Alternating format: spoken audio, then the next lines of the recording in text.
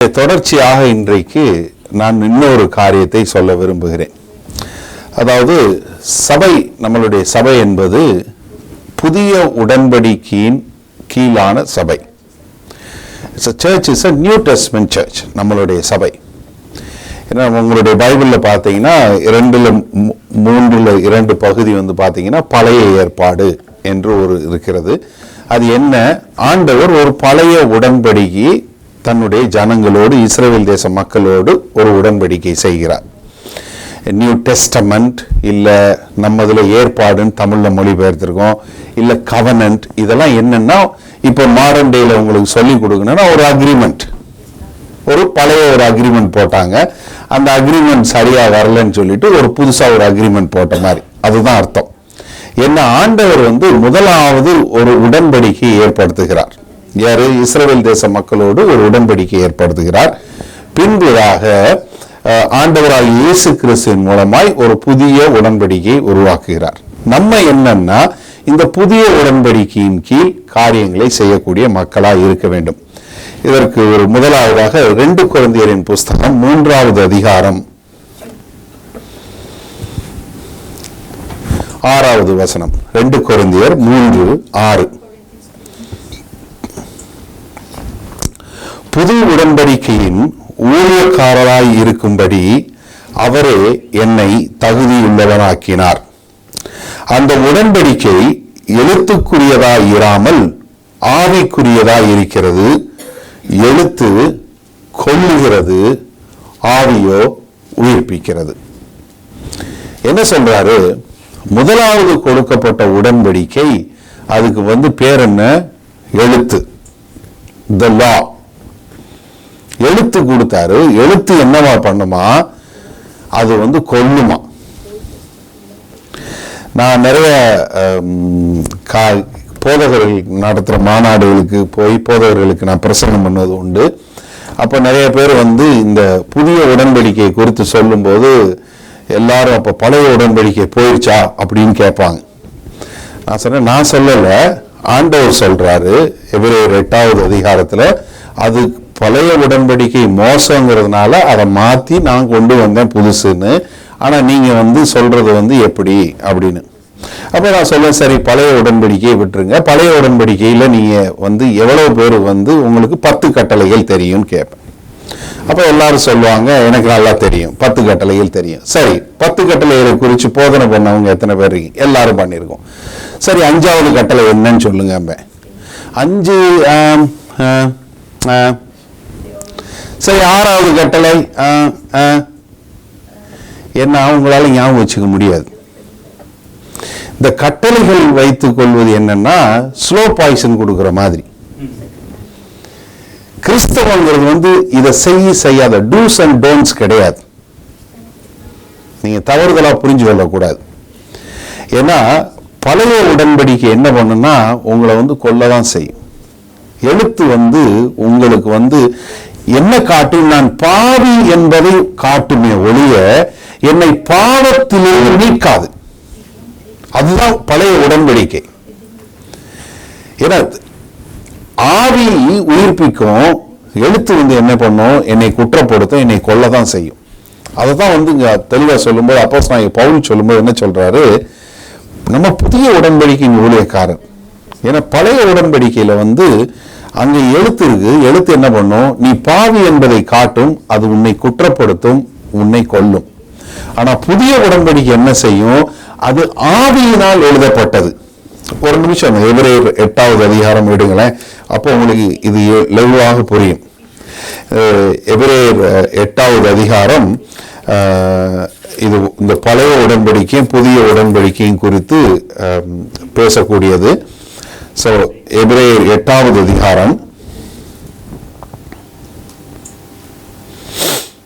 8வது வசனம். அவர்களை குற்றப்படுத்தி அவர்கள் நோக்கி, இதோ கர்த்தர் சொல்லுகிறது என்னவெனில், இஸ்ரவேல் குடும்பத்தாரோடும் யூதா குடும்பத்தாரும் நான் புது உடன்படிக்கை ஏற்படுத்தும் காலம் வருகிறது. அவர்களுடைய பிதாக்களை எகிப்து தேசத்திலிருந்து கொண்டு வரும்படிக்கு நான் அவர்களுடைய கையை பிடித்த நாளிலே அவர்களோடு பண்ணின உடன்படிக்கையை போல இது இருப்பது இல்லை. முதலாவது என்ன, நான் அன்னைக்கு அவங்களை எகிப்து தேசத்திலிருந்து கொண்டு வரும்போது நான் கரம் பிடிச்சு கொண்டு வந்தனே, அது போல கிடையாது. இரண்டாவது என்ன சொல்றாரு, அது போல இல்ல, அந்த உடன்படிக்கையில் அவர்கள் நிலை நிற்கவில்லையே, நானும் அவர்களை புறக்கணித்தேன் என்று கர்த்தர் சொல்கிறார். அந்த நாட்களுக்கு பின்பு நான் இஸ்ரவேல் குடும்பத்தாரோடு பண்ணும் உடன்படிக்கையாவது என்னுடைய பிரமாணங்களை அவர்களுடைய மனதிலே வைத்து. முன்னாடி என்ன கொடுத்தாரு, பிரமாணம் கற்பலகையில அவருடைய கரங்களால் அவருடைய விரல்களால் கற்பனை எழுதப்பட்டது. 10 கட்டளை எங்க எழுதப்பட்டது, ஆண்டவருடைய கரம் அந்த கல்லுல அதான் எழுதி கரங்கள்னால எழுதி அந்த கட்டளை கொடுக்கப்பட்டது. அந்த கட்டளையை வாங்கின அவங்க அந்த கட்டளை பிரகாரம் அவங்களால நடக்க முடியல. அதனால என்ன சொல்றாரு ஆண்டவர், நான் அதை போல பண்ணாம நான் இன்னொரு புதிய உடன்படிக்கை பண்ண போறேன். இந்த உடன்படிக்கையில என்ன செய்ய போறேன், நான் எங்க எழுதி வைக்க போறேன், என்னுடைய பிரமாணங்களை உங்களுடைய இருதயத்துக்குள்ள எழுதி வைக்க போறேன். அப்ப அது யாரோட வேலை, அவரோட வேலை, ஆண்டவரோட வேலை. என்ன சொல்றாரு, நான் அவருடைய மனதிலே வைத்து அவருடைய இருதயங்களில் அவைகளை எழுதுவேன், நான் அவர்கள் தேவனாய் இருப்பேன், அவர்கள் என் ஜனங்களாய் இருப்பார்கள். இதுல எல்லாமே என்னன்னா அவர் செய்யற வேலை. பழைய உடன்படிக்கையில் என்னன்னா எல்லாமே என்ன சொல்லும்னா நீ சொல்லும். முதல் 4 கற்பனைகள் 10 கற்பனைகள்ல உள்ள முதலாவது 4 கற்பனைகள் உங்களுக்கும் தேவனுக்கும் உள்ளதை குறித்தது. அடுத்து வரக்கூடிய 5 கற்பனைகள் உங்களுக்கும் மற்றவர்களுக்கும் உரியது, உங்களுடைய உறவுகளை பொறுத்தது. இந்த கடைசி கற்பனை இருக்கு பாருங்க, அது உங்க இருதயத்தை பொறுத்தது. இந்த கடைசி கற்பனைய உங்களால யாராலையும் கை கொள்ளவே முடியாது. அதனாலதான் ஆண்டவர் அந்த அவர் 10 கட்டளைகள் கொடுக்கும் போதே ஒரு டிசைன் என்ன கொடுக்கிறாரு, யாராலையும் இதுல முன்னேறி முடியாது, கற்பனைகளை கை கொண்டு நீ ரட்சிக்கப்பட முடியாதபடிக்கு தான் கொடுக்கிறார். ஏன்னா 10வது கற்பனை என்ன, இச்சை செய்யாதிருப்பாயாக. என்ன இச்சை செய்யாம இருப்பாயாங்கிறது ரொம்ப கஷ்டமான வேலை, யாராலையும் முடியாது. நீ யோசிச்சு பாருங்க. இல்ல பக்கத்து வீட்டு மனைவியோ, பக்கத்து வீட்டுக்காரன் காரையோ, பக்கத்து வீட்டுக்காரன் கழுதையோ, பக்கத்து வீட்டுக்காரன் குதிரையோ அப்படின்னு அந்த காலத்துல சொல்லியிருக்காரு. இப்ப என்ன சொல்லியிருப்பாரு, பக்கத்துல உட்கார்ந்துருக்க சிஸ்டரோட சாலையோ, அவங்க போட்டிருக்க நகையோ, இல்ல அவர் வச்சிருக்க செல்போனையோ, இல்ல அவர் வச்சிருக்க கேமையோ, இல்ல அவர் இப்படித்தான் சொல்லியிருப்பாரு ஆண்டவர். அந்த காலத்துல கழுதை குதிரை இருந்துச்சு சொன்னார். நம்ம என்னாவது எதையாவது ஆஹா என்ன பிரமாதம், அவங்க காரை பாரு, இச்சை, அவங்க வீட்டை பாரு, அவங்க கார்டனை பாரு, என்ன 90 அடி கார்டன், முடிஞ்சிச்சு. இச்சை இது முடியவே முடியாது உங்களால. அதனாலதான் ஆண்டவர் என்ன கொடுக்கிறார், என்னால் என்னை காப்பாற்றி கொள்ள முடியாது, எனக்கு ஒரு ரட்சகர் வேண்டும் என்பதற்காகத்தான் அந்த கற்பனையை கொடுத்தாரு. அப்ப உடனே உங்களுக்கு இன்னொரு கேள்வி வரும், அல்லேலூயா, அப்ப நான் கற்பனையில இல்லையா, நான் கற்பனைகளை கை கொள்ள தேவையில்லையா அப்படின்னு உங்களுக்கு ஒரு எண்ணம் வந்துடும். ஆனா நான் என்ன சொல்றேன்னா, கற்பனையை காட்டிலும் புதிய உடன்படிக்கை அதிகமாக கேட்கக்கூடியது. லா இவ்வளவு தூரம்னா கிருபை ரொம்ப அதனுடைய அளவுகோல் உயரும். நான் எப்படின்னு உங்களுக்கு சொல்லித்தரேன். பழைய உடன்படிக்கையில ஒரு காரியம் என்னன்னா, விபச்சாரம் செய்யாதிருப்பாயாக. சரியா? இப்ப நான் என் மனைவியை நேசிக்காம விபச்சாரம் செய்யாம இருந்தா ஆண்டவருக்கு முன்னாடி சரி. சரியா? பழைய உடன்படிக்கை பிரகாரம் நான் கல்யாணமானவன் என் மனைவியை நேசிக்காம நான் விபச்சாரம் செய்யாம இருந்தா நான் ஆண்டவருக்கு முன்னாடி சரி. ஆனா புதிய உடன்படிக்கையில் அப்படி இல்லை. புதிய உடன்படிக்கையில் என்னன்னா, நான் என் மனைவிய நேசிப்பது மாத்திரமல்ல, என் மனைவிக்காக என் உயிரையே கொடுக்கக்கூடிய அளவுக்கு நான் நேசிக்கணும். அது மாத்திரமல்ல, வேற யாரையாவது ஒரு மாதிரி பார்த்தேன்னா, ஒரு ஒரு பிறனுடைய மனைவியோ பிற சகோதரியோ ஒரு மாதிரி பார்த்தேன்னாலே நான் விபச்சாரம் செஞ்சதுக்கு சமம். அப்ப எது எது எது ரொம்ப மேலானது? புதிய உடன்படிக்கை தான். பழைய உடன்படிக்கையில் நீங்க உன் மனைவி நேசின் கற்பனையே கிடையாது. ஏன்னா நீங்க வீட்டுல எடுத்து போய் வாசிச்சு பாருங்க. லூக்கா 17வது அதிகாரத்துல ஆண்டவர்கிட்ட ஒருத்தன் ஆண்டவரே நான் வந்து பரலோக ராஜ்யத்தை நித்திய வாழ்க்கையை பெறணும்னா நான் என்ன செய்யணும்னு சொல்லி ஒரு பணக்காரன் வந்து கேட்கும்போது அப்ப ஆண்டவர் அவன்கிட்ட கேட்பார், இந்த கற்பனைகளை கை கொண்டையான்னு. அந்த கடைசி கற்பனையை கேட்க மாட்டார் அவங்ககிட்ட. ஏன்னா அவருக்கு தெரியும் ஆண்டவராகிய இயேசு கிறிஸ்து மரணம் வரைக்கும் நம்மளால பாவத்தை மேற்கொண்டு வாழ்கிற வாழ்க்கை வாழ முடியாது என்பது தெரியும். அப்ப இங்க என்ன சொல்றாரு, எல்லாத்தையும் வந்து நான் பண்ணிட்டு என்ன பண்ண போறேன், உனக்கு வந்து உன் இருதயத்துல நான் எழுதி நான் உனக்கு எல்லாமே பண்றேன். 12வது வசனம் பாருங்க, எபிரேயர் 8வது அதிகாரம் 12வது வசனம். ஏனெனில் நான் அவர்கள் அநியாயங்களை கிருபையாய் மன்னித்து அவர்கள் பாவங்களையும் அக்கிரமங்களையும் இனி நினையாமல் இருப்பேன் என்று கர்த்தர் சொல்லுகிறார். இப்ப என்ன சொல்றாரு, பழைய உடன்படிக்கையில உங்களுடைய பாவங்களையும் காரியங்களையும் நான் நினைப்பேன். நீங்க யாத்திராகமம் 20வது அதிகாரம் 3-4 வசனங்கள் நீங்க எடுத்து வாசிச்சீங்கன்னா என்ன சொல்வாரு, நீ தப்பு பண்ண, நீ பாவம் பண்ணேன்னா உன்னுடைய பாவத்தினுடைய இதை வந்து உன்னுடைய அடுத்த தலைமுறை, அதற்கு அடுத்த 3ஆம் தலைமுறை மட்டும் நான் விசாரிப்பேன்னு சொல்லுவார். ஆனா இங்க என்ன சொல்றாரு, நீ பாவம் பண்ணி நீ ஆண்டவர்கிட்ட வந்துட்டேன்னா இனிமேல் உன் பாவத்தை நான் நினைக்க மாட்டேன். அப்ப என்ன அர்த்தம், இனி நான் நினையாமல் இருப்பேன். அந்த வார்த்தை ரொம்ப இனி, தமிழ்ல இனிமேல் நான் நினைக்க மாட்டேன் இருக்கு. I will remember your sins no more அப்படின்னு ஆங்கில வேதாகமத்தில் இருக்கு. இது உங்களுக்கு நல்லா புரியணும்னா நான் இப்படி சொன்னேன்னா உங்களுக்கு புரிஞ்சிடும். இனிமேல் நான் இறைச்சி கறி சாப்பிட மாட்டேன் அப்படின்னா என்ன அர்த்தம், இதுக்கு முன்னாடி சாப்பிட்டுட்டு இருந்தேன். கரெக்ட், புரியுதா உங்களுக்கு? ஏன்னா ஆண்டவர் என்ன சொல்றாரு, நீ புதிய உடன்படிக்கைகள்ல வந்தேன்னா இனி நான் உன் பாவத்தை நினைக்க மாட்டேன். அப்ப என்ன, உங்களுடைய பாவங்களில் எல்லாம் விடுதலை கொடுத்து உங்களுக்கு தன்னுடைய பரிசுத்த ஆவியின் மூலமாய் ஒரு புதிய உடன்படிக்கைக்கு உங்களை கொண்டு வர்றார். அப்ப இந்த புதிய உடன்படிக்கையில வரும்போது என்ன ஒரு முக்கியமான காரியம் நம்ம தெரிஞ்சுக்கணும்னா, பழைய உடன்படிக்கைக்கும் புதிய உடன்படிக்கைக்கும் ஒரு வித்தியாசம் தெரிஞ்சாதான் நம்ம இந்த சபை புதிய உடன்படிக்கையின் சபையா இருக்க முடியும். பழைய உடன்படிக்கையில வந்து என்னன்னா எல்லாமே வந்து உங்களுக்கு வந்து பூமிக்கு அடுத்த ஆசீர்வாதம் முதலாவது.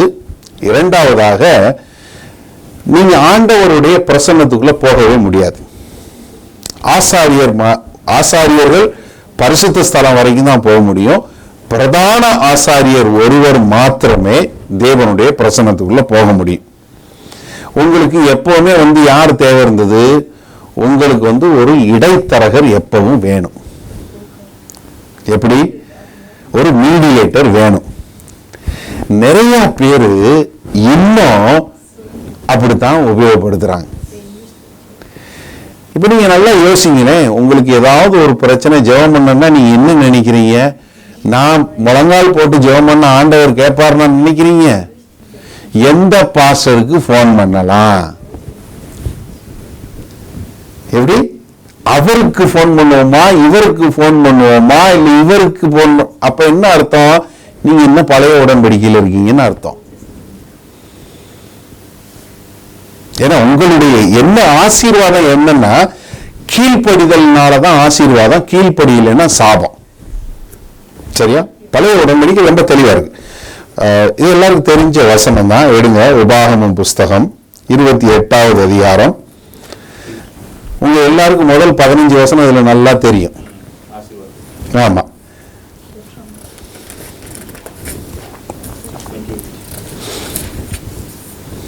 உபாகமம் 28 முதலாவது வசனம் பாருங்க. இன்று நான் உனக்கு விதிக்கிற உன் தேவனாகிய கர்த்தருடைய கட்டளைகளின்படி எல்லாம் செய்ய நீ கவனமாய் இருக்கும்படிக்கு அவர் சத்தத்திற்கு உண்மையாய் செவி கொடுப்பாயானால், என்ன, நீ அவர் சத்தத்தை கேட்டு அதுக்கு கீழ்ப்படுகிறவனாய் இருந்து என்றால் உன் தேவனாகிய கர்த்தர் பூமியில் உள்ள சகல ஜாதிகளில் உண்மை மேன்மையாக ஆவைப்பார். அப்போ நான் சொல்லக்கூடிய இந்த ஆசீர்வாதம் எல்லாம் உன்மேல் வந்து பலிக்கும் அப்படின்னு. 15வது வசனம் பாருங்க. இன்று நான் உனக்கு விதிக்கிற உன் தேவனாகிய கர்த்தருடைய எல்லா கற்பனைகளின்படியும் கட்டளைகளின்படியும் நடக்க கவனமாய் இருக்கிறதற்கு அவர் சத்தத்திற்கு செவி கொடாதே போவதாகில், அவருடைய சத்தத்துக்கு காது கொடுத்து கேட்டு நீ கீழ்ப்படியலே இல்லை என்றால் என்ன வரும்? இப்பொழுது சொல்லப்படும் சாபங்கள் எல்லாம் உன்மேல் வந்து உனக்கு பலிக்கும். அடுத்து சாபம் எத்தனை வசனம்? 55 வசனம். அதை நம்ம வாசிக்கவே மாட்டோம். ஏன்னா முதல்ல என்ன? பூரா ஆசீர்வாதம். நீ வாளா இருக்க மாட்ட, தலையா இருப்ப, நீ போகையில ஆசீர்வாதமா இருப்ப, வரையில ஆசீர்வாதமா இருப்ப, நீ அப்படி இருப்ப இப்படி இருப்ப. இதெல்லாம் எப்ப நீ அவருடைய கற்பனை எல்லாம் கை கொண்டு எல்லா காரியங்களையும் நீ கீழ்ப்படிஞ்சேன்னா ஆசீர்வாதமா இருப்ப, இல்லைன்னா சாபம் வந்துடும். ஆனா புதிய உடன்படிக்கையில அப்படி கிடையாது. புதிய உடன்படிக்கையில சொல்லும்போது என்ன சொல்றாரு? யோவான் 14வது அதிகாரம், யோவான் 14:15 வசனம் பாருங்க.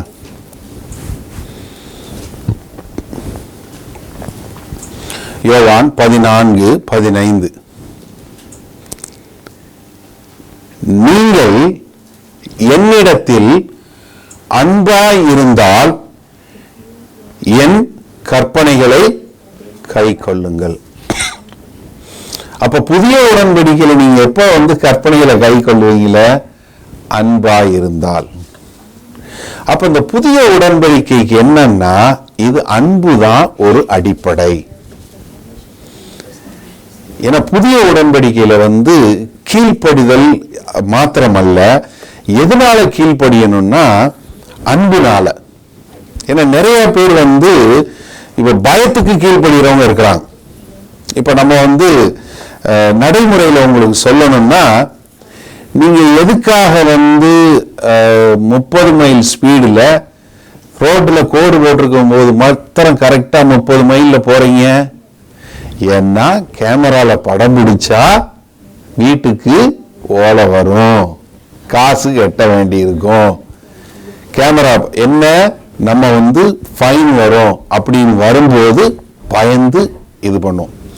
பிள்ளைங்க பெற்றோருக்கு எப்ப கீழ்ப்படிவாங்க? அடி விழும் அப்படின்னு ஒரு சிலருக்கு தெரியும் போது உடனே கீழ்ப்படிவாங்க. ஒரு சிலர் என்ன தருவாங்க? சாமி கண்ணை குத்தும் அப்படின்னா பயப்படுவாங்க. ஏன்னா பயந்து போய், ஐயோ சாமி கோவிச்சுக்க போகுது, இவரு கோவிச்சுக்க போறாரு, அவரு கோவிச்சுக்க போறாரு. No no no no no. அது கற்பனைகளை கை கொள்றது இல்லை. நீங்க எப்ப கை கொள்ளணும்னா அன்புனால காரியங்களை கீழ்ப்படிந்து அன்புல கை கொள்ளக்கூடிய மக்களா நீங்கள் மாற வேண்டியது மிக மிக அவசியம். அததான் ஆண்டவர் சொல்லி கொடுக்கிறாரு. யோவான் 14வது அதிகாரத்தில் சொல்லும்போது என்ன சொல்றாரு? நீ கற்பனைகளை கை கொள்ளக்கூடிய மக்களாய் இருக்க வேண்டும் என்று. யோவான் 13வது அதிகாரம் 34வது வசனத்துல சொல்லும்போது சொல்றாரு பாருங்க. நீங்கள் ஒருவரில் ஒருவர் அன்பாயிருங்கள், நான் உங்களில் அன்பாய் இருந்தது போல நீங்களும் ஒருவரில் ஒருவர் அன்பாய் இருங்கள் என்கிற புதிதான கட்டளையை உங்களுக்கு கொடுக்கிறேன். இப்ப ஆண்டவராகிய இயேசு கிறிஸ்து கொடுக்கிற கட்டளை என்ன? நீ ஒருத்தருக்கு ஒருத்தர் அன்பாயிரு, நீ ஒருவருக்கு ஒருவர் அன்பாயிரு. அன்பு இந்த புதிய உடன்படிக்கையின் சபையில எல்லாமே அன்பின் அடிப்படையில தான் நடக்கணும். எந்த ஊழியமா இருந்தாலும் சரி, நீங்க இங்க இருந்து பிரசங்கம் பண்றதா இருந்தாலும் சரி, சேர் எடுத்து போடுறதா இருந்தாலும் சரி, இல்ல நீங்க காஃபி டீ போடுறதா இருந்தாலும் சரி, இல்ல நீங்க வர்ஷிப் பண்றதா இருந்தாலும் சரி, இல்ல மியூசிக் போடுறதா இருந்தாலும், எந்த காரியம் இந்த சபைக்குள்ள பண்ணினாலுமே அது அன்பின் அடிப்படையில மாத்திரம்தான் இருக்கணுமே ஒழிய வேற எந்த ஒரு காரணத்தினாலும் இருக்கவே கூடாது. அதனாலதான் நம்ம மறுபடியும் இந்த பணத்தை குறித்து நாங்கள் ஆழமாக சொல்லி கொடுப்பதற்கு காரணம் அதுதான். ஏன்னா ஆண்டவர் பணத்துக்காக ஊழியம் செய்ய சொல்லல, செய்யவும் இல்லை. ஆதி அப்போஸ்தலர்களும் அதை செய்யவில்லை. கடந்த செய்தியில அதைத்தான் ரொம்ப தெளிவா பார்த்தோம்.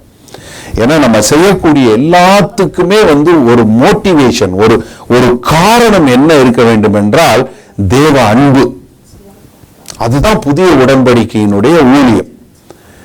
ஏன்னா அன்பு இல்லாம வேற எந்த காரியம் செய்தாலும் அது வீண், அது பிரயோஜனம் இல்லை.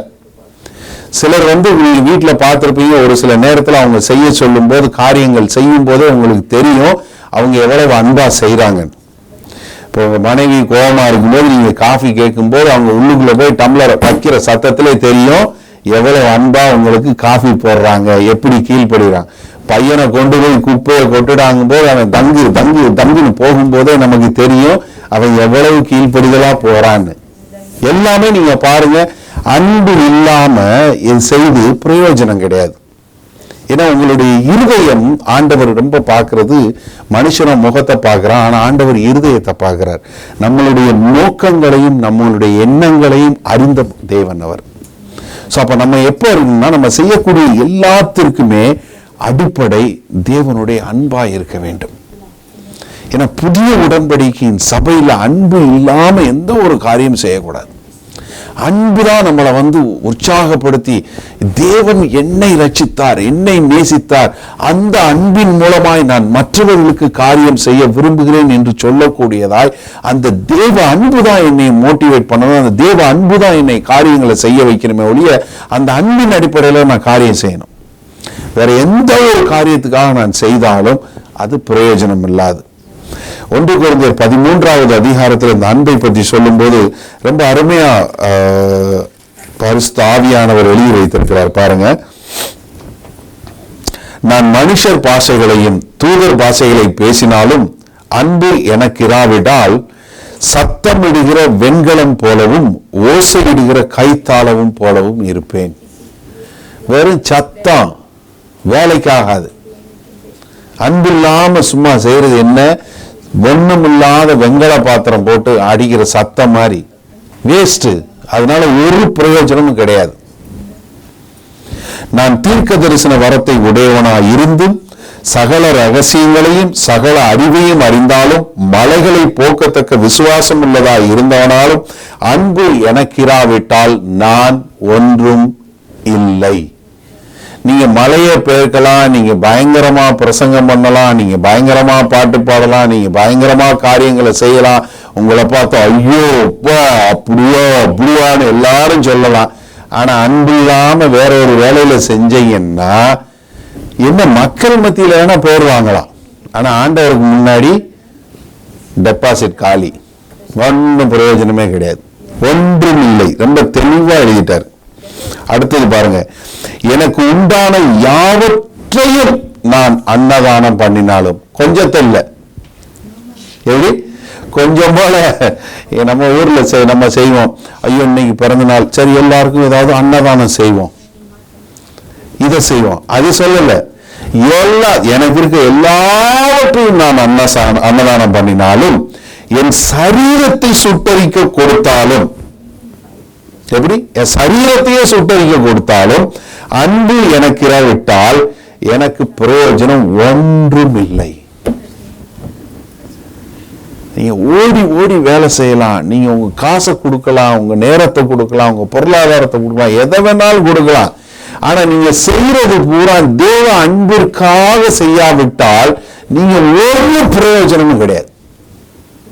அப்ப இந்த திருச்சபை என்பது என்ன?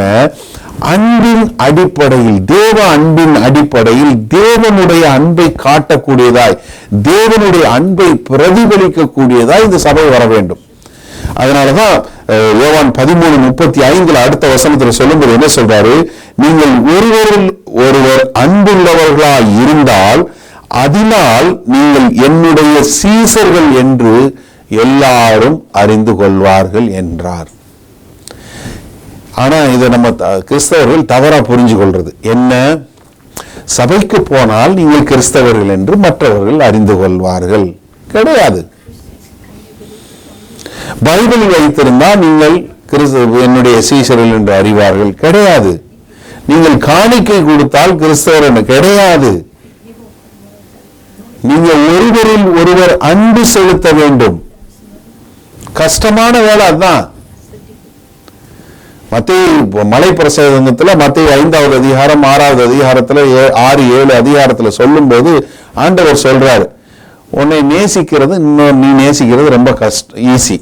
ஆனா நான் என்ன சொல்றேன், உன்னை வெறுப்பவர்களை நீ சிநேகி. ஆஹோ, உன்னை சபிக்கிறவர்களை நீ நேசி. ஆனா நம்ம எல்லாம் என்ன செய்வோம்? நமக்கு யாரெல்லாம் நல்லா, அக்கா நீங்க நல்லா பாட்டு பாருங்க, ஓகே அப்ப வாங்க நீங்களும் நானும் ஃப்ரெண்டு.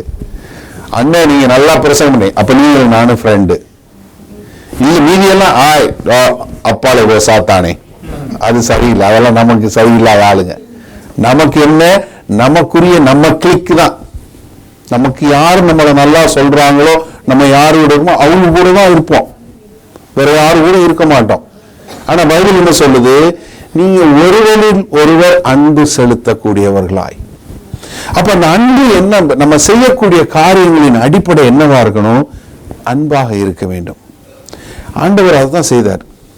நன்றாக சிந்தித்து பாருங்க. ஆண்டவராக இயேசு கிறிஸ்துக்கு யூதாஸ் பணப்பையிலிருந்து காசு எடுக்கிறான்னு தெரியுமா தெரியாதா? நல்லா தெரியும். ஆனா இந்த கற்பனை கொடுத்த யோவான் 13வது அதிகாரத்துல முதல் பகுதியில பாத்தீங்கன்னா, கடைசி நாள்ல எல்லாரும் அந்த அப்பர் ரூம் என்று சொல்லக்கூடிய மேல் வீட்டு அறையில உட்கார்ந்து இருக்கிறாங்க. சாப்பாடு முடிஞ்ச உடனே ஆண்டவர் என்ன பண்ணாரு? ஒரு துண்டை எடுத்து இடுப்புல கட்டிட்டு ஒவ்வொரு சீஷருடைய பாதங்களை கழுவ ஆரம்பிக்கிறார். நன்றாக ஒரு நிமிஷம் நல்லா சிந்திச்சு பாருங்க. அதுல யூதாஸ் காலம் உண்டு. அவன் அன்னைக்கு ராத்திரி ஆண்டவரை காட்டி கொடுக்க போறான். முதல்ல அவன் திருட, பணப்பையில இருந்து காசு எடுத்துக்கிட்டு இருக்கான். எனக்கு தெரியும் இவன் ஒரு திருட்டு பய. 12 பேர் இருக்கான், 12 பேர்ல ஒருத்தன் பிசாசாது, எனக்கு நல்லா தெரியும். அதனால ஒரு நிமிஷம் நீங்க யோசிங்க. உங்களுக்கு கீழே இருக்க 12 பேர்னு வச்சுக்கோங்க, அப்பதான் ரொம்ப ஈஸியா புரியும். நீங்க உங்க கூட வளர்க்குற 12 பேர்ல ஒருத்தன் ஃப்ராடு, திருடிட்டு இருக்கான் தெரியும். அதுல இன்னொன்னு என்ன, இன்னைக்கு ராத்திரி உங்களை போட்டு கொடுக்க போறான். என்ன? உங்களை கொலை செய்வதற்கு உங்களை காட்டி கொடுக்க போற ஒரு ஆள். இப்போ நீங்க அவனோட பாதத்தை கழுவணும். கழுவுவீங்களா? நீங்க எப்படின்னு எனக்கு தெரியாது, நான் என்ன கழுவி இருக்க மாட்டேன். அப்படியே கழுவுனா கூட இவன் காலெல்லாம் கழுவ வேண்டி இருக்கு. வந்துட்டான் பார், இந்த காலை அப்படியே அழிஞ்சு போகட்டும். இப்படி என்னத்தையாவது சொல்லிக்கிட்டு என்ன இடிச்சுக்கிட்டு இப்படி எதையாவது. நம்ம வீட்டில் அப்படித்தானே காஃபி கொடுக்கும்போது இது கொடுக்கும்போது, என்ன புதுசா எல்லாரும் என்னை பாக்குறீங்க, என்ன பண்ணீங்களா அப்படி செய்யாத ஆள் மாதிரி எல்லாம் அப்படித்தானே செய்யறோம். யோசிச்சு பாருங்க. ஆனா ஆண்டவர் பாருங்க, ஏன்னா அவரால் மக்களை நேசிக்க முடிந்தது. எல்லாருக்குள்ளேயும் ஒரு வீக்னஸ் இருக்கு, எல்லாருக்குள்ளேயும் சில தவறான காரியங்கள் இருக்கு, எல்லாருக்குள்ளும் நல்ல காரியங்கள் இருக்கு. நம்ம எப்படி அன்பு சகல பாவங்களை மூடும். அதை மூடி நம்ம நன்மையான காரியத்தை பார்க்கக்கூடிய மக்களா இருக்கணும். அப்படி பார்க்க கற்றுக்கொண்டோம்னா அப்ப என்ன பண்ணுவோம்? நம்ம அவங்கள உற்சாகப்படுத்தி அவங்களோட காரியங்களை அனுப்பக்கூடியவங்களா பார்த்துருவோம். ஏன்னா இந்த சபையில இந்த அன்பு இல்லாமல் போய்விட்டது தான் ஒரு பெரிய கொடுமை. இன்னைக்கு நான் பார்க்குறேன், எவ்வளவோ காரியங்கள் பார்க்குறேன். சபையில் ஒருத்தருக்கு ஒருத்தர் பேசுறது இல்லை. அவங்க அவங்களோட பேச மாட்டாங்க, இவங்க அவங்க போக மாட்டாங்க, அவங்க இவங்க வீட்டுக்கு வர மாட்டாங்க, இவங்க அவங்க வீட்டுக்கு போக மாட்டாங்க. இவங்க இப்படி ஒரே இதாக இருக்கும், குழப்பமா இருக்கும். நிறைய இடங்கள்ல நான் பார்த்துருக்கேன். ஏன்னா அவங்க குரூப்பா அப்படி எங்க சொல்லியிருக்கு பைபிள்ல? ஏன்னா ஆண்டவர் செய்யக்கூடிய ஒவ்வொரு காரியத்தை நீங்க எடுத்து பாருங்க, தேவ அன்பின் அடிப்படையில தான் பண்றார். அப்போஸ்தலனாகிய பேதுருவை கொண்டு காரியங்கள் செய்ய சொல்றார். யோவான் 21வது அதிகாரத்துக்கு வாங்க.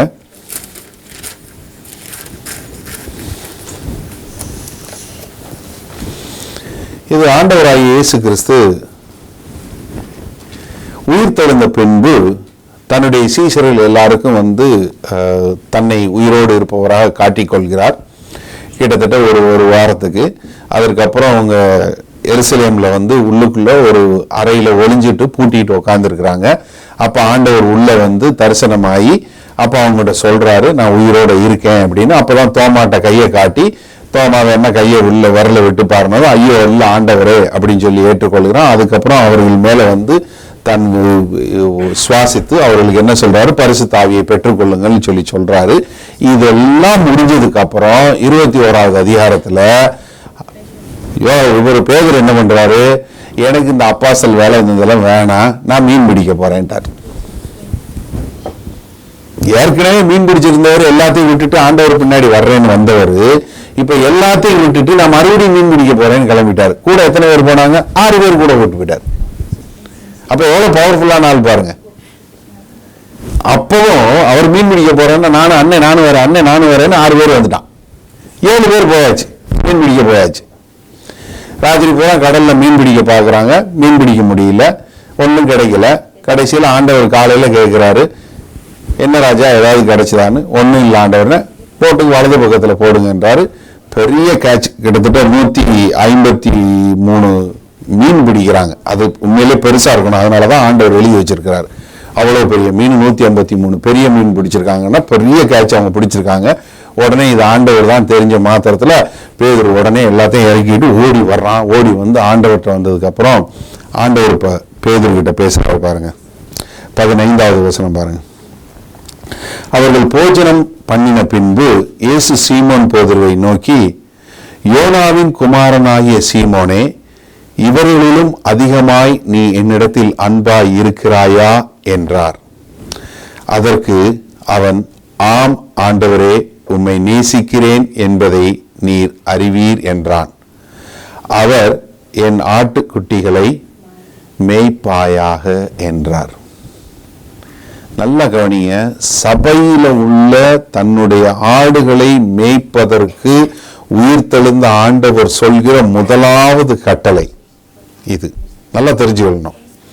அவர் உயிரோடு இருக்கும்போது உள்ளது ஒன்று, அவர் மறுபடியும் உயிர்த்தெழுந்து சபை பிறப்பதற்கு பெந்தகோஸ்தே நாளில் சபை பிறந்தது. அதற்கு முன்பாக அந்த சபையை நிர்வகிக்கிறதற்கு தன்னுடைய சீஷர்களை தயார் பண்ணி அனுப்பும் போது முதலாக பேதுருக்கு சொல்லக்கூடிய ஒரு கற்பனை என்ன சொல்றாரு, ஒரு கட்டளை என்ன கொடுக்கிறாரு, ஒரு கொடுக்கக்கூடிய ஒரு இன்ஸ்ட்ரக்ஷன் என்ன பண்ணணும் கொடுக்குற.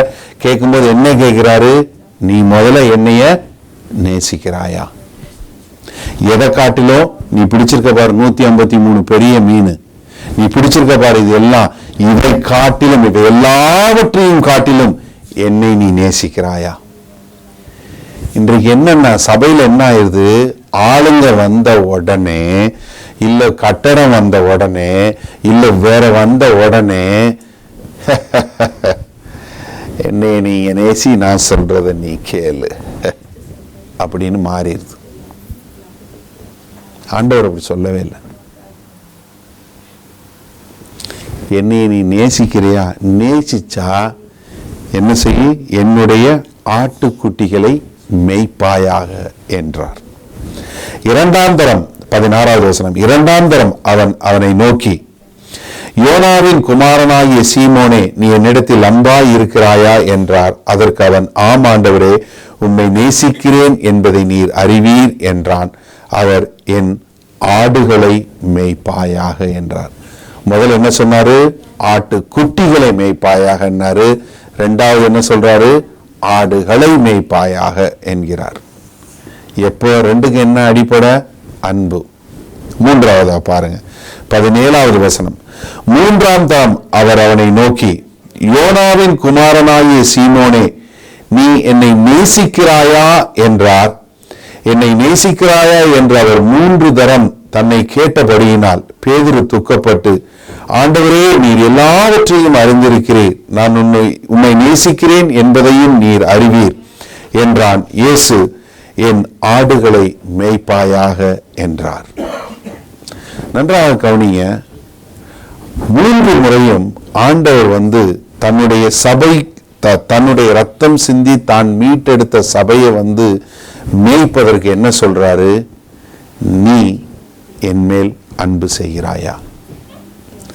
அப்ப நம்ம செய்யக்கூடிய எல்லா காரியங்களுக்கும், சபையில பண்ணக்கூடிய எல்லா காரியங்களுக்கும் அடிப்படை என்ன இருக்கணும்?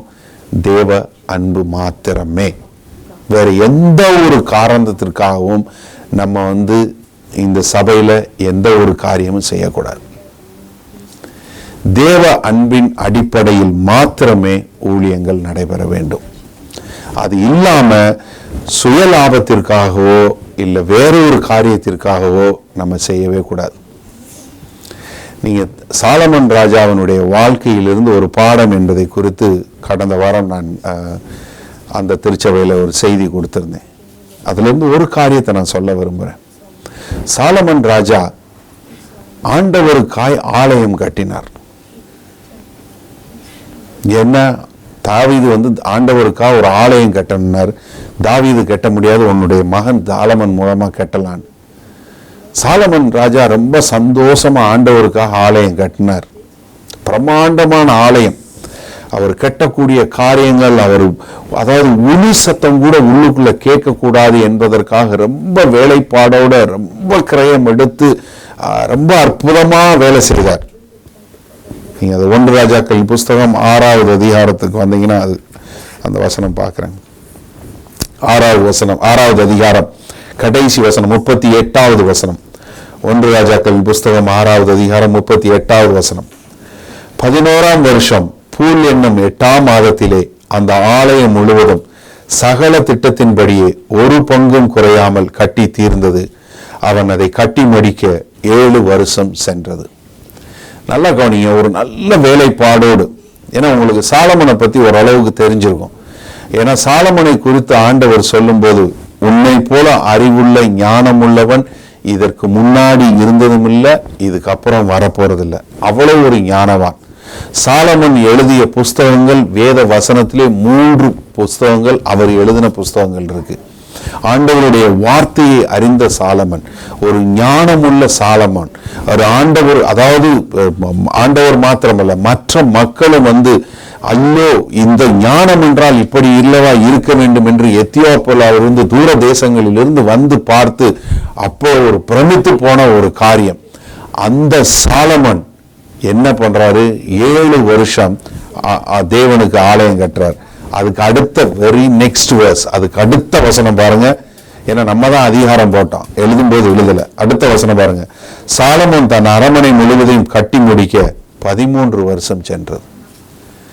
ஆண்டவருக்கு ஆலயம் கட்டுறான், தனக்கு அரண்மனை கட்டுறான். எத்தனை வருஷம்? 13 வருஷம்.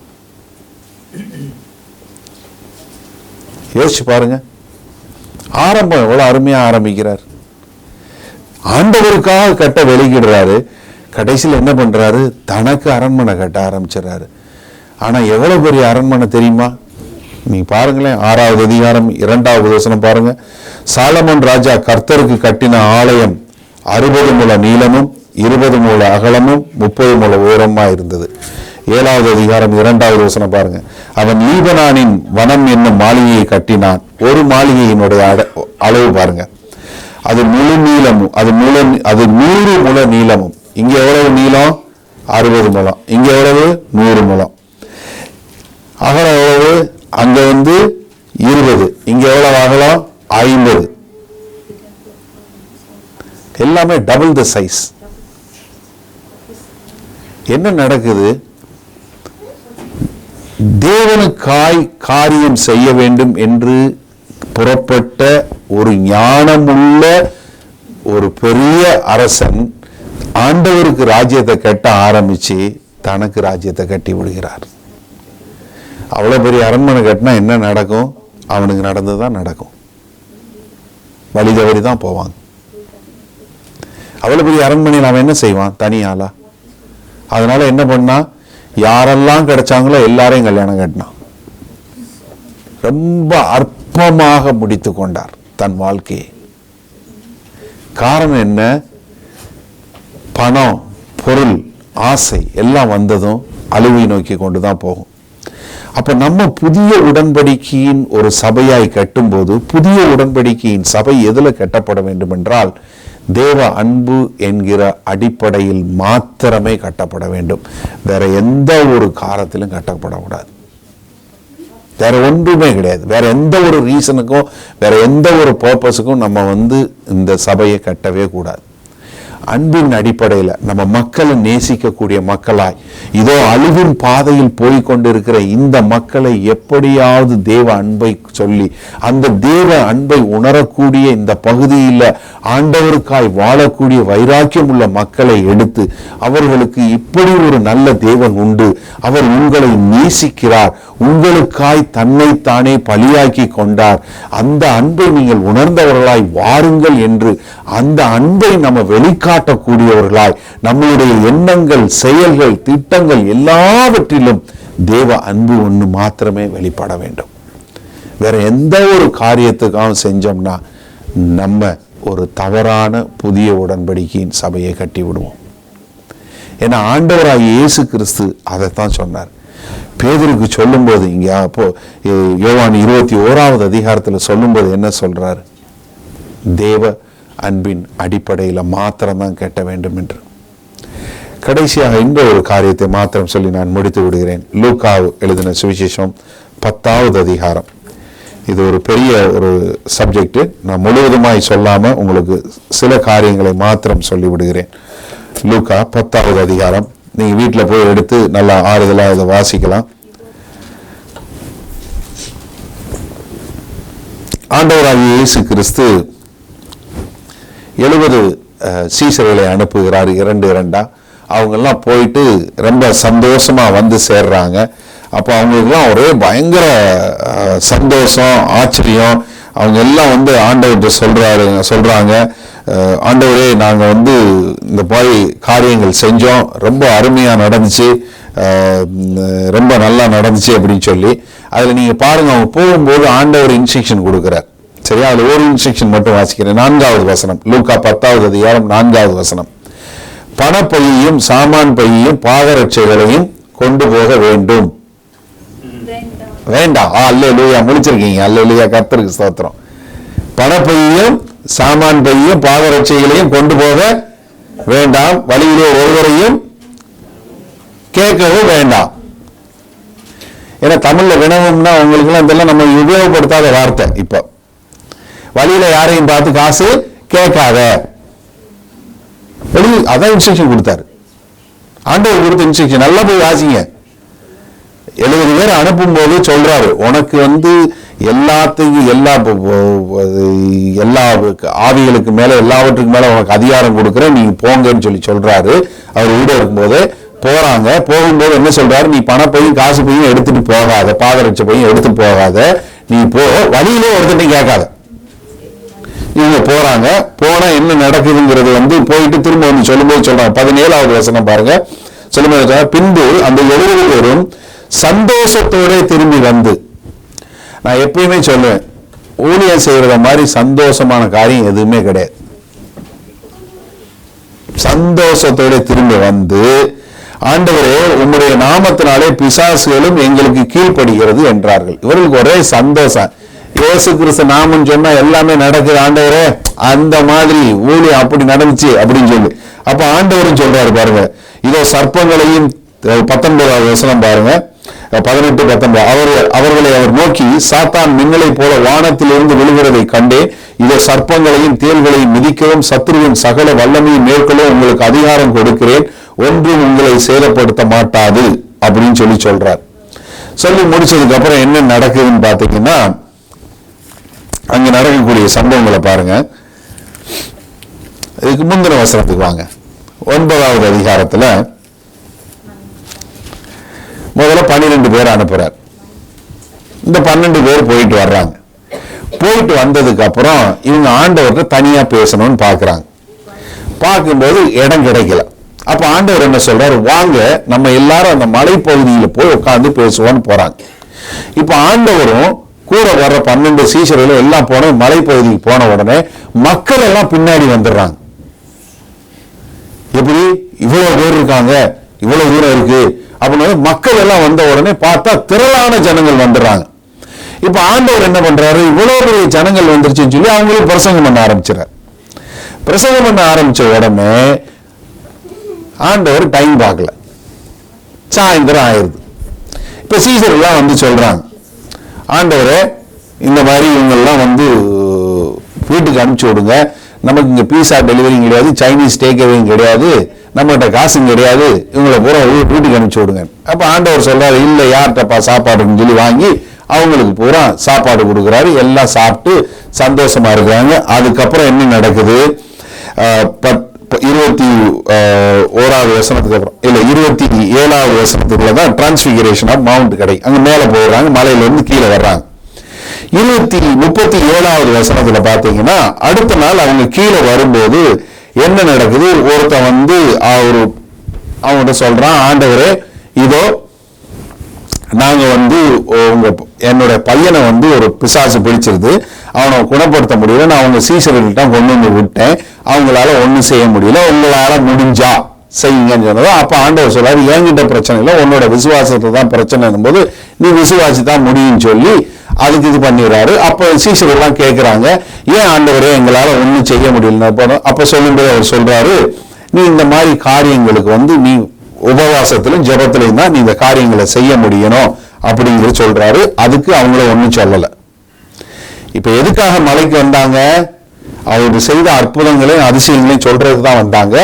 திரும்ப வரும்போது இன்னொரு காரியம் நல்லா தெரிஞ்சவங்க, இந்த அப்பம் வந்து இதானது வந்து யார் கரங்கள்ல நடந்ததுன்னா சீசர்கள் கரங்கள்ல தான் நடந்தது. ஏன்னா அப்பத்தை எடுத்து அவர் நன்றி சொல்லி அதை பித்து சீசர்கிட்ட கொடுத்தாரு. சீசர்கள் தான் பிரிச்சு கொடுத்தாங்க. அவங்க பங்கு போட்டு கொடுக்கும்போது தான் அப்பம் திரளா வந்து கொண்டே இருந்தது. அப்ப இவங்க கையில ஒரு பெரிய அதிசயம் நடக்குது. ஆனா இங்க ஒரு பையனை வந்து குணப்படுத்த முடியல. அப்ப ஆண்டவர் ஒண்ணுமே சொல்லல. அடுத்து என்ன நடக்குது பாருங்க. 46வது வசனம், 9வது அதிகாரம் 46வது வசனம்.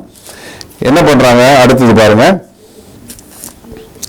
பின்பு தங்களில் எவன் பெரியவனாய் இருப்பான் என்கிற வாக்குவாதம் அவர்களுக்குள் உண்டாயிற்று. இருக்க 12 பேருக்கு பிரச்சனை என்ன? யாரு பெரியாள்? இது எல்லா சர்ச்சிலையும் நடக்கும், எல்லா சபையிலையும் நடக்கக்கூடியது. யாரு? நான் பெரியாளா, நீ பெரியாளா? நான் தான் பெரியாள். இது எல்லாரும் நடக்கும். யாரு பெரியாள்னு சண்டை போடுறாங்க. இப்ப ஆண்டவர் என்ன பண்றாரு? ஒரு சின்ன பிள்ளைய கூப்பிட்டு வச்சு, ராஜா இந்த பாரு, இந்த சின்ன பிள்ளை போல நீ ஆகலைன்னா பரலோக ராஜ்யத்துல போக மாட்ட. இப்போ வந்து சீசர்ல ஒன்னும் சொல்லல. நல்ல கவனிங்க, இப்போவும் சீசர்ல ஒன்னும் சொல்லல. அடுத்து பாருங்க 49வது வசனம். அப்பொழுது யோவான் அவரை நோக்கி, ஐயரே, ஒருவன் உம்முடைய நாமத்தினாலே பிசாசுகளை துரத்துகிறதை நாங்கள் கண்டு அவன் எங்களுடனே உண்மை பின்பற்றாதவனபடியினால் அவனை தடுத்தோம் என்றார்கள். இப்ப இன்னொரு பிரச்சனை என்ன? இவங்க வந்துட்டு இருக்காங்க. வழியில வந்து ஒருத்தன் வந்து இயேசு கிறிஸ்து நாமத்தினால பிசாசை போன்னு சொல்லி சொல்றான். பிசாசு போகுது. இவங்க என்ன பண்றான்? டேடோ நீ எங்கால இல்லை, நீ எப்படி துரத்த முடியும் அவனை சொல்லக்கூடாது சொல்லிட்டான். அவன் பிசாசோட இருந்தாலும் பரவாயில்ல, நீ எங்க கூட்டத்தில் நீ எப்படி எங்கால் பேரை யூஸ் பண்ண முடியும்? ஏன் நீ எங்க சர்ச்சாலும் கிடையாது. அதனால நீ வந்து சொல்லி அவனால உபயோகப்படுத்த கூடாதுன்னு சொல்லி நாங்க தடுத்து நிறுத்திட்டான். அப்ப ஆண்டவர் என்ன சொல்றாரு? அதுக்கு அவனை ஒன்னும் சொல்லல. நல்ல கவனிங்க, ஒன்னும் சொல்ல. என்ன முதல்ல பெரிய அதிசயம் நடந்துச்சுன்னு சொல்ல வந்தாங்க. அப்ப ஆண்டவர் வந்து திரளான ஜனங்களுக்கு வந்து சாப்பாடு கொடுக்கறதுக்கு மறுபடியும் ஒரு சந்தர்ப்பம் கொடுக்கிறார். நீங்க அந்த சம்பவத்தை போய் வாசிச்சு பார்த்தீங்கன்னா தெரியும். நீங்க ஏதாவது கொடுங்கன்னு தான் சொல்லுவாரு முதல்ல ஆண்டவர் சீசர்கள்ட்ட. அப்பதான் சீசர் சொல்லுவாங்க, நாங்க எங்க போறது, காசு இல்ல, ஒரு வருஷ சம்பளம். யாரு? ஆண்ட்ரூ சொல்றாரு, ஒரு வருஷ சம்பளம் போட்டாலும் உங்களுக்கு ஒரு ரூபாய் கூட கொடுக்க முடியாது. எல்லாத்துக்கும் ஒரு டயலாக் வச்சுட்டு உட்கார்ந்து இருக்கிறாங்க. அடுத்து என்ன நடக்குது? யாருக்கு இது அவன் கீழே ஒரு பையனை வந்து குணப்படுத்த முடியல, அதுக்கும் ஆண்டவர் ஒன்றும் சொல்ல. அடுத்து என்ன நடக்குது? அவங்க வந்து யார் பெரியாளுன்னு சண்டை போடுறாங்க, அதுக்கும் ஆண்டவர் ஒன்றும் சொல்ல. அடுத்து என்ன நடக்குது? யாரோ ஒருத்தன் வந்து இந்த மாதிரி இயேசு கிறிஸ்து நாமத்துல பேய விரட்டுறான், பிசாசை விரட்டுறான், அதுக்கும் ஆண்டவர் ஒன்றும் சொல்ல. ஆனா அடுத்து என்ன நடக்குது பாருங்க. அவங்க வந்து 51வது வசனம் பாருங்க. அவர் எருசலேமுக்கு போக தன் முகத்தை திருப்பி தமக்கு முன்னாக தூதர்களை அனுப்பினார். அவர்கள் போய் அவருக்கு இடத்தை ஆயத்தம் பண்ணும்படி சமாரியருடைய ஒரு கிராமத்திலே பிரவேசித்தார்கள். அவர் எருசலேமுக்கு போக நோக்கமாய் இருந்தபடியினால் அவ்வூரார் அவரை ஏற்றுக்கொள்ளவில்லை. அவருடைய சீசராகிய யாக்கோபும் யோவானும் அதை கண்டபோது, எந்த யோவான்? அன்போவான யோவான். எப்படி? அன்பை குறித்து எழுதின அன்பான சீசன் சொல்றான்ல, தன்னை குறித்து யோவான் சுவிசேஷத்துல தன்னை குறித்து எழுதின அந்த யோவானோ அவன் தன் சகோதரன் யாக்கோபோ அதை பார்த்தபோது என்ன சொன்னாங்க, ஆண்டவரே எலியா செய்தது போல வானத்திலிருந்து நாங்கள் அக்கினியை வரவழைத்து இவர்களை அழிக்கும்படி எங்களுக்கு கட்டளையிடுங்க. என்ன நீங்க செய்ய வேணாம் ஆண்டவரே, விட்டுங்க, நான் பாத்துக்கிறேன். எப்படி நீங்க ஒண்ணு செய்ய வேணாம், நான் கூப்பிடுறேன் ஆண்டவரே, எனக்கு தெரியும் எலியா கூப்பிட்டா அக்கினி வந்துச்சு அழிச்சுது, நான் செய்யறேன், எனக்கு பெர்மிஷன் மட்டும் விடுங்க, நீங்க ஒண்ணு சொல்ல வேணாம். இப்ப தெரியுது அவனுக்கு என்ன அதிகாரம் இருக்குன்னு. சாப்பாடு கொடுக்க சொல்லும் போது அவனுக்கு அந்த அதிகாரம் புரியல, ஒரு பிள்ளையை குணப்படுத்த சொல்லும் போது அவனுக்கு அதிகாரம் புரியல, இன்னொருத்தர் குணப்படுத்தும் போது அந்த அதிகாரம் புரியல, மற்றவர்களை அழிப்பதற்காக சொல்லும் போது என்ன சொல்றான், நான் அழிக்கிறேன் ஆண்டவரே, நீங்க ஒண்ணு சொல்ல வேணாம், நான் அழிக்கிறேன், நான் கூப்பிடுறேன் அக்கினி அங்கிருந்து வர சொல்றேன், நான் அழிக்கிறேன் அப்படின்னு சொல்லி சொன்ன போது அப்ப ஆண்டவர் என்ன சொல்றார், அவர் திரும்பி பார்த்து நீங்கள் இன்ன ஆவி இல்லை என்பதை, இன்ன ஆவி உள்ளவர்கள் என்பதை அறிவீர்கள் என்று அதட்டி, தமிழ்ல அதட்டின்னு இருக்கு, இங்கிலீஷ் பைபிள்ல பார்த்தீங்க இல்ல ஒரிஜினல்ல பார்த்தீங்கன்னா he rebuked them.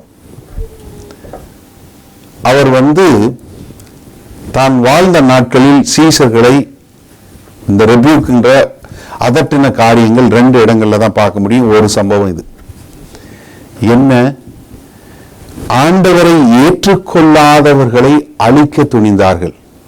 ஆண்டவர் சொன்னார், இல்ல நான் அழிக்க வரல, நான் அவர்களை நேசித்து ரட்சிக்க வந்திருக்கிறேன். அந்த அன்பு நமக்கு வேண்டும். நம்ம செய்யக்கூடிய காரியங்கள் எல்லாமே தேவ அன்பின் அடிப்படையில் இருக்கணும். இது புதிய உடன்படிக்கையின் திருச்சபை.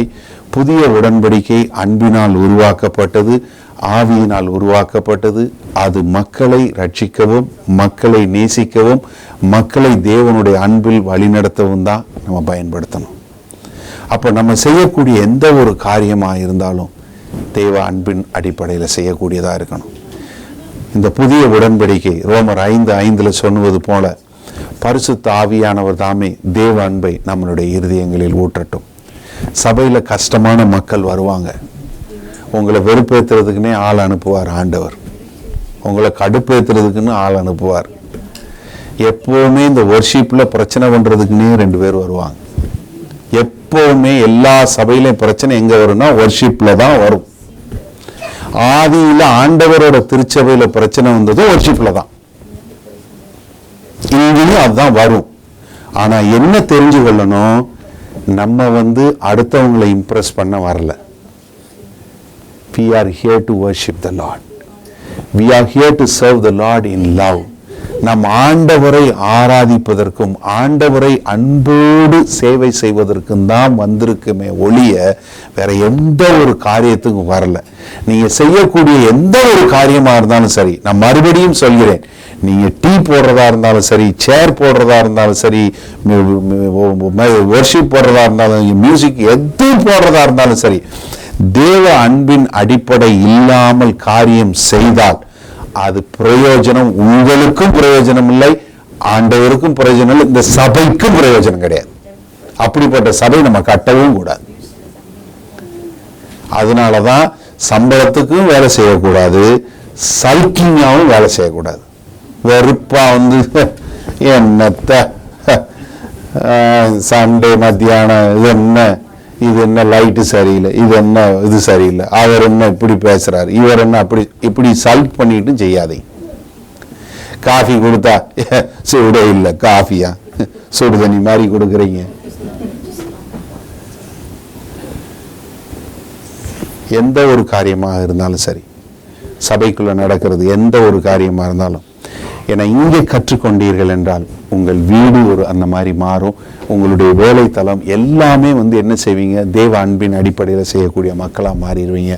அது ஆண்டவருக்கும் உங்களுக்கும் மற்றவர்களுக்கும் பிரயோஜனம் உள்ளதாக இருக்கும். நாம் எல்லோரும் மேலும் நின்று ஜெபிப்போமா? ஒரு நிமிடம்.